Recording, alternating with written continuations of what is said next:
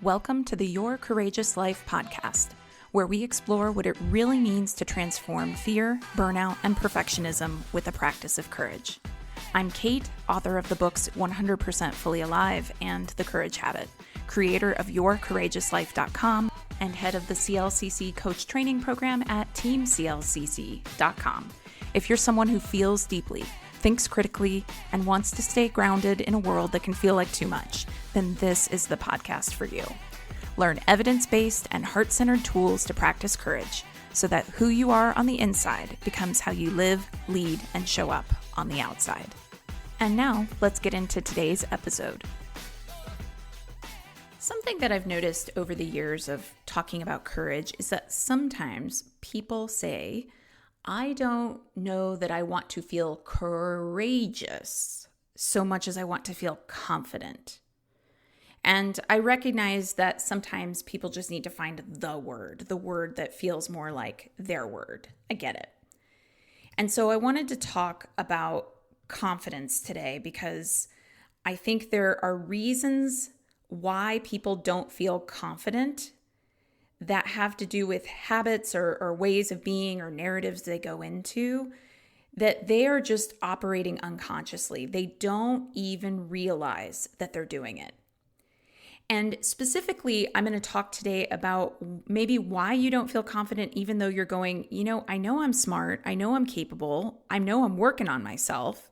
Why is it that after all this time and effort and frankly, money, I still don't feel confident? Well, the first thing I'm going to say about that is that confidence is something of a booby trap.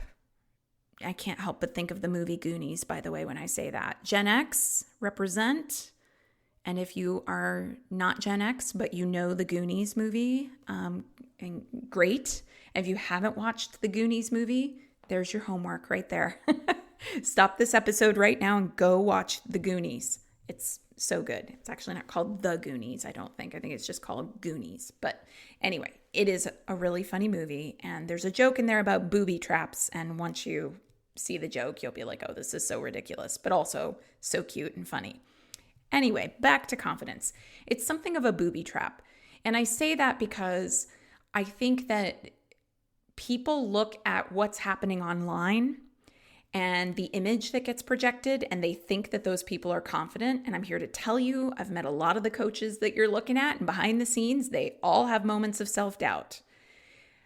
Sometimes I've received that myself when I am showing up to facilitate, to train, when I've got a speaking gig, how I sound right now, even talking to you through this microphone for this podcast, I sound really confident. Well, guess what? I've got a container where it's easy for me to feel really confident.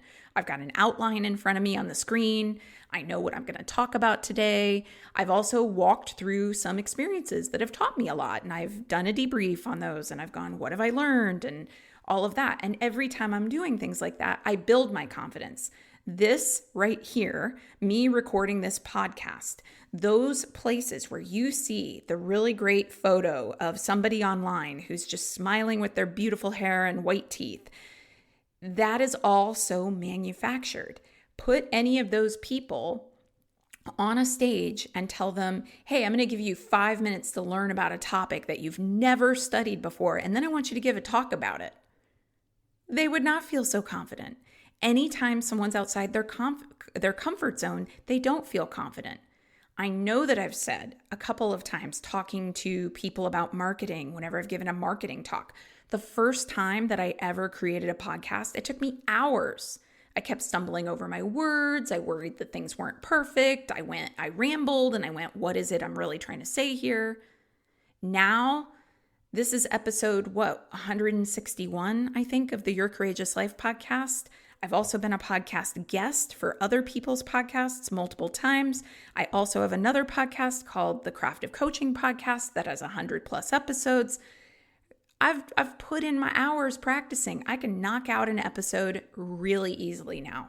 I know what I want to say and what I want to speak on. It's within my wheelhouse. It's within my comfort zone, which is why I might appear that way.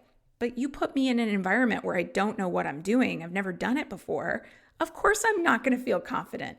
So that's why I say there's something of a booby trap in wanting confidence, because what you're wanting is literally something that is the result of putting in the time, making the mistakes, learning from the mistakes, getting up, trying again. But there are things that I think people do that undermine their confidence, and that's what I'm going to talk about today. I also want to make sure I surface these truths. Lack of confidence isn't usually about ability. It's about subtle, almost invisible habits that quietly chip away at trust. So essentially, you actually can be great at what you do and still feel a bit like you're winging it. I get nervous, just a little bit of like a butterflies, every single time I have a one-on-one coaching session. Absolutely. To me, I see this nervousness as a good sign. It's a sign that what is about to happen is going to happen within a context and a container that like I can't control. I don't know what the client will bring. I don't know if we're going to arrive at a landing space where the client leaves the session feeling like they have a good takeaway, or if the client will need more time to process. I have to let go of control. I don't know what's going to happen. I feel a little nervous about that. But it doesn't mean that I'm not great at what I do. You can receive praise and still question whether you deserve it. It doesn't mean that you are not a confident person or can't be a confident person. You might give amazing help and support to others, but feel like you can't take your own advice, okay? So if that's happening for you, if that sounds familiar, let's dig in because there's something for you here today. All right, first things first. When people say that they want to feel confident, they're actually saying something else. And this is actually important because if every time you told yourself, God, I just really want to feel confident, if you actually told yourself the truth of what you really want to feel, you would start to connect the dots a lot faster. So this is a practice I put on too whenever I notice myself wanting to feel confident, getting stuck in self-doubt. What you really want is you want to trust yourself. That's really what feeling confident is. It's I trust myself to get through whatever this situation is. And the reason you don't trust yourself, it's not about being a competent person usually. It's usually about your conditioning. There are all of these things that we can inadvertently get into every single day without realizing it at all that reinforce some kind of an internalized belief that we can't trust our own judgment. And those habits just keep confidence on a kind of permanent back order. Feels like it's just always out of reach. So let's talk about some confidence killers that most people don't even notice that they're doing, and also talk about what to do instead. So here's the first one: outsourcing your authority. I mean, we've all done this. You poll your friends before making a decision. You go onto Facebook or Instagram. Facebook, I think, is more common for this to happen. And you ask the collective internet what you should do. You wait for someone else to give you permission. Now, here's what we do in those moments when we outsource our authority. We call it getting feedback. Isn't that funny? Hopefully that's an aha moment for you right there. You are outsourcing your authority to other people instead of going within, but you're calling it, I'm just getting feedback. Really, what we're doing in those moments is we're seeking validation. We're wanting to know that if I make this decision and it ends up being a mistake, other people are still going to think I'm okay. Because the other people were the ones telling me, like, yeah, this is the way you should go. And the problem, of course, is that every time you look outside yourself for certainty, or every time you look to other people for answers, you are reinforcing this subconscious idea. You're teaching your brain that your own opinion, your own assessment isn't enough, and then that erodes self-trust. How do you trust yourself if you're always going to everybody else to ask what they think about it or what they would do in your situation? This is a coaching skill that we talk about in the Certified Life Coach Collective, teamclcc.com. Clients sometimes will say to you as the coach, well, what do you think I should do? Nope, you do not, as a coach, tell a client what they quote unquote should do. You are partnering with that client for them to learn how to trust their own best judgment, for them to make their own decisions from a place of, I know I can find my way through. So if you want to shift this, I talk a lot on this podcast about how you gotta apply a tool, which means you have to notice the moment where you want to do this. You have to build a muscle.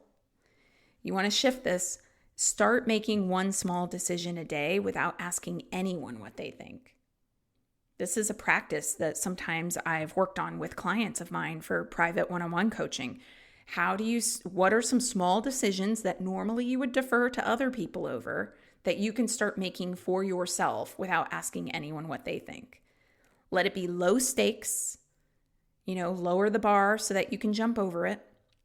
It could be as simple as, how do I want to spend my vacation? Don't ask other people what they would do for vacation or what they would do with their time off. Just you go in and go, what do I think? What do I want to do? That's how you build the muscle of an internalized authority that goes, you know what? I can trust myself. All right, next thing that you might be unconsciously doing. Sometimes people confuse humility with self-erasure. They're essentially erasing themselves from being in the driver's seat of their own lives, and they think that that's humility. A lot of people don't know the difference between confidence and arrogance, especially women who often are told that they are arrogant if they just simply claim the truth of their accomplishments. And then certainly anyone who's ever been socialized to be a people pleaser. And by the way, even if you were not consciously socialized to be a people pleaser, like even if you didn't grow up in a family where anyone literally was pointing to you and saying, you know what, who do you think you are? Why would you trust yourself? Very sorry if you did grow up in a family where someone literally said that to you. But if you did not, sometimes you might even pick it up from the culture. There's stuff I see online where people are going like, oh my God, she's such a pick-me. She just tries to walk with main character energy, like she's everything, and she's not. And who does she think she is? Oh my God. And the petty mean girl comments about all of that. And you see that and you go, I don't want anyone to talk like that about me. Right? So what can happen is that in order to not look like we are being arrogant, we erase ourselves and we think that that's humility. We downplay our strengths. We say, oh, it was nothing. It was easy. It's fine. No big deal. We deflect compliments instead of receiving them. But when you do that, you tell your nervous system, it's not safe for me to be seen. It's not safe for my accomplishments to be validated. And the thing is, you're not bragging if you're telling the truth. If you were the one behind that initiative at work, simply saying, oh yeah, it was exciting to me to propose the initiative. I was glad that leadership was in on it. That's not arrogance. And if someone wants to say that it is, then let that be their problem. I know that these things get tough. It's very tough to deal with the perceptions of others. And it's very tempting to want to manage other people's perceptions of us. But the reality is you're never going to win at that game. And in fact, I think it actually does a lot more that's negative for people to downplay the truth of what we're bringing to the table, especially in work situations where visibility about your accomplishments is something that gets you ahead. And I think that we really need to step into going, okay, who do I know myself to be? And how do I create safety for myself to be seen as the truth of who I am? I say a lot that the greatest courage you'll ever practice is to allow the truth of who you are on the inside to be how you actually show up on the outside. So how do you start to shift this? How do you get out of this place of worrying that you'll be seen as arrogant if you just own your strengths? Well, start practicing a really neutral acknowledgement. So for instance, someone compliments you and says you did a great job on that. and you say, thank you so much. I worked really hard on that. You didn't say you were better than everybody else. You didn't say the thing I worked on is the greatest thing that's ever been created. You just said, thank you. I worked really hard on that. Isn't it true? I had fun doing it. I was glad to do it. It was great. That's not bragging. That's truth telling. So confidence is not the same thing as arrogance. Arrogance is often, by the way, if you're looking for a differentiator, arrogance is really about a pedestal effect. People who are arrogant are trying to get all the credit. They're trying to have power through visibility. They're trying to have power in a way by controlling a narrative that puts them in a one-up position or an I'm better than you position. And if I just tell you the truth about the things that I've done in my life, and I'm talking about that naturally, it's, if you ask me what it is that I've done, if I'm out somewhere, you're meeting me for the first time, you say, oh, what is it that you do? I'll say, I'm director of training for an internationally accredited life coach training program. I don't say that to brag. It is internationally accredited. I'm not saying it to try to be better than somebody else. I'm just telling you the truth of what I do. If they ask a couple more questions like, oh, okay, so you coach people, you teach people how to coach, I'll go, yeah. And they go, oh, really interesting. What kind of niche do you occupy? This is a very common pathway to go down. And then maybe I'll say something like, well, I really help people learn how to practice courageous habits. And I wrote a book called The Courage Habit. I'm not trying to make anybody feel less than. These are just all facts.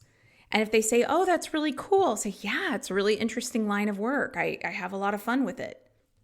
I'm not trying to be better than. If somebody wants to make that, oh my God, she was talking about how she's the director of a program and she's got a book and that's their stuff. That's not me. That has nothing to do with me. I'm just telling the truth.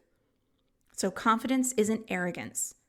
It is you owning the truth of who you are. And it does not require an apology. You don't need to downplay your strengths. You just get to tell the truth about who you are and what you're up to. Now, let's talk about one of the biggest traps that people get into that really undermines their sense of confidence. And this is everybody. If you can say you've never had this or never experienced this, I would be shocked. It's waiting to feel confident before you act. This is the biggest trap. Confidence just does not come first. It follows action. You want to trust yourself? You want to feel confident? Well, your brain is going to learn to trust you when you show up without certainty, feeling silly, worried about how it'll turn out, and you survive anyway. I want to give an example of this, okay? There was one year that I led a retreat, and this was a retreat I've led a couple of times now. So in terms of the material, I know how to lead this retreat. I had rented a new venue for this retreat, one that I had not used before. And I had checked everything that I was going to do, when I was going to check in, what time myself and the team would be there, what we needed to do to set up beforehand. We had a caterer who was coming. A lot of the materials the caterer was going to use to fully pull the meal together were going to be on site, things like that. So we go ahead and we all show up for this retreat and the door is locked. Yeah. So I had done all the things that one should do and the door's locked. Y'all, it took us 2 hours of calling people and all of that to get into this retreat space. Great. We get into the retreat space. The caterer is freaking out a little bit and saying things to me like, I don't know if I'll have the meal on time. I don't know if the meal will be on time. That's what the caterer is saying to me before we get in the door. But we get in the door. Good news. We're in the event space. There's a big open event space. There's a catering kitchen off to the side. All the doors in the kitchen, the cabinets, are padlocked shut. I kid you not. Oh my God. People are about to show up in 90 minutes. The caterer is talking about how dinner is going to be seriously delayed for hours and hours. What do you do? Well, if you had told me beforehand that this was going to happen, obviously I would have prepared for it in some way. But in the moment, it was very like, what do you do? I've never been in this situation before, and I got a retreat and I've got 50 people coming. Well, you know what we ended up doing? The retreat was taking place in the city where I lived. Actually called my husband, and I believe my exact words to him were, "Babe, I do not have time to explain. We can't get into some of the cabinets here at the retreat site. I need you to gather up." And I'm like listing off cutting knives, a cutting board, a big mixing bowl. Like I'm literally listing all this stuff from my personal kitchen. And then I'm sending a member of my team to my house for my husband to meet her at the door with bags of the things that we're going to need. And then I'm recruiting other members of my team who are facilitators, not chefs, facilitators, to get a little bit of coaching from the caterer and her team to help start chopping things and getting things ready for the meal. And like literally the caterer is like going through the entire, like hand washing protocol, and like she's passing out extra hair nets and, it was just a totally nuts kind of situation. Okay. All right. Fast forward to now. I have gone through that experience. The retreat was great. Nobody knew what had happened. Nobody had food poisoning, right? So the fact that some of the food was prepped by non-catering staff, it all worked out. Do you think that I stress out about like just the basics of a retreat after that? No. I double check with any venue now. What time are you going to meet me? I request an earlier check-in time. But essentially, having gone through an experience like that I could not have prepared for, where I had no certainty, where I just had to scramble and figure out options. Cool, we did it. We got it. So you want to think of confidence as being like a trail that only appears behind you. It does not appear ahead of you. You have to stop waiting to feel ready.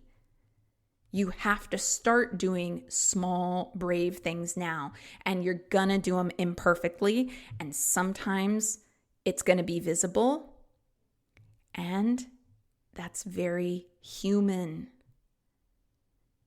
It's interesting to think about the fact that we are all human, and then sometimes we try very, very hard to not have a human experience. What other experience are you going to have on planet Earth other than you are human? And sometimes it won't go according to plan. And if you choose to learn a lot from the fact that you survived, that you figured it out, that it all turned out okay, you will get so much farther. Now, I do want to speak to this. It is possible that somebody could go, all good for you to say, Kate, but that could have been a disaster. People might not have had food. Maybe they would have complained about it. Well, there are other things I would have done. I would have thrown money at the problem, and I would have said, run over to the taco place over here, get everybody's order. We're just going to have to buy a bunch of tacos here instead of the catered dinner, and we'll plate it, but we got to go buy all the tacos, right? There were other options that I could have turned to if one by one the dominoes had fallen. I could have refunded part of people's money. Also, I think that at the end of the day, if things really had fallen apart in some way, I would have just apologized to the group. I remember another retreat I led where we didn't have on-site catering, but we went to a restaurant that was nearby, and we had totally prepped everything for this restaurant. We had explained to the restaurant, do you have the capacity for a group of this size? And the restaurant's like, yeah, we're going to have extra staff, da-da-da. Well, they didn't.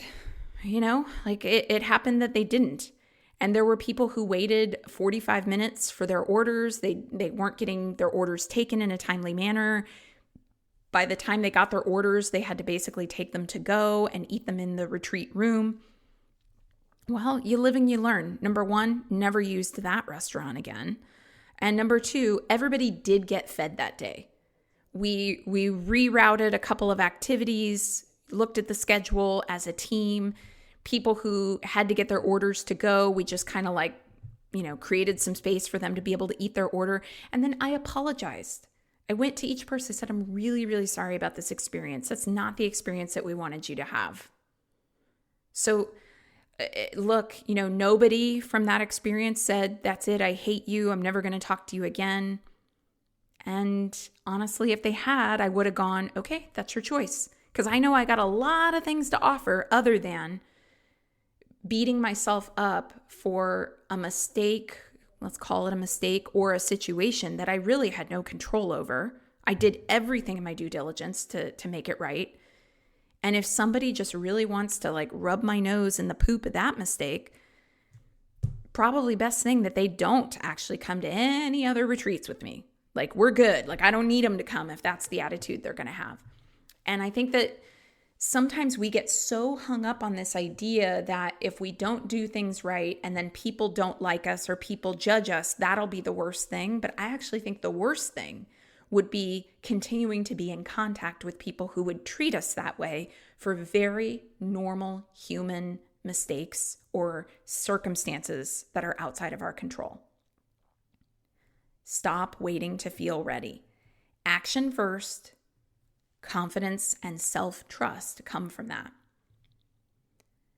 So if you've been wondering why you don't feel confident and you want to feel more confident, start asking yourself, how can I trust myself more? Where might I be outsourcing my decisions or downplaying my strengths or waiting for permission to begin? You need self-trust, and self-trust comes from proving to yourself that you'll keep showing up even when you're scared, even when things go sideways, even when you don't know what you're doing. That's where confidence lives. Thanks for listening to the podcast. Before you go, would you take just one moment to give a rating in whatever podcast app you're listening in right now? It's a tiny action that helps to get this podcast out to more people. And I've got more for you. You can get access to free resources, audios, worksheets, and more for practicing courage in your everyday life. Head over to yourcourageouslife.com and become a subscriber, and you'll get access to an entire library of free courageous resources. And if you've ever thought about becoming a coach, or if you want to bring deeper presence and purpose to your work life so that corporate job doesn't feel quite so soul-sucking, check out the CLCC Coach Training Program at teamclcc.com. Thank you again for listening, and I hope that whatever today brings, you meet it with courage.